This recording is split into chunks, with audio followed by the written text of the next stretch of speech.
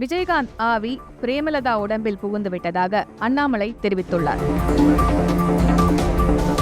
ஆவடியில் போட்டியிடும் பாஜக வேட்பாளர் ராஜசிம்மா மஹிந்திராவை ஆதரித்து அண்ணாமலை இன்று பிரச்சாரத்தில் ஈடுபட்டார்.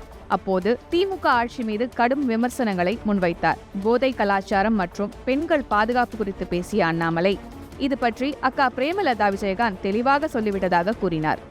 மேலும் பிரேமலதாவின் உடலில் விஜயகாந்தின் ஆவி புகுந்துவிட்டதால்தான் திமுக ஆட்சியின் தவறுகளை மேடையிலேயே சொல்லியதாகவும் அண்ணாமலை தெரிவித்தார்.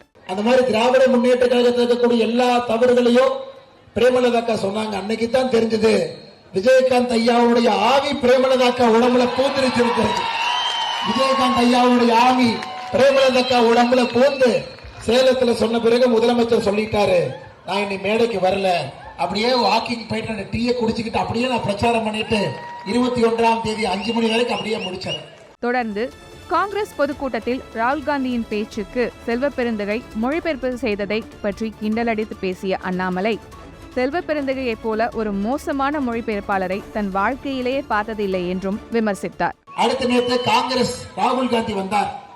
நாங்கள் ஒரே மேடையில் இருக்க மாட்டோம் என்று தெற்கிலே ராகுல் காந்தி, தமிழ்நாட்டினுடைய வடக்கு பகுதியிலே ஸ்டாலின் அவர்கள் ஒரு மேடையில கூட இல்ல. ஆனா ராகுல் காந்தி அவர்கள் பேச்ச மொழிபெயர்த்ததை பாத்தீங்களா? செல்வ பெருந்தகை அவர்கள் மொழிபெயர்த்ததை பாத்தீங்களா?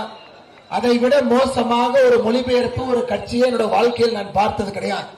காங்கிரஸ் எதிர்கட்சி தலைவர் பேசுவது மாநில தலைவருக்கு புரியல, அப்படி எப்படிங்க எப்பங்க நமக்கு புரியும்?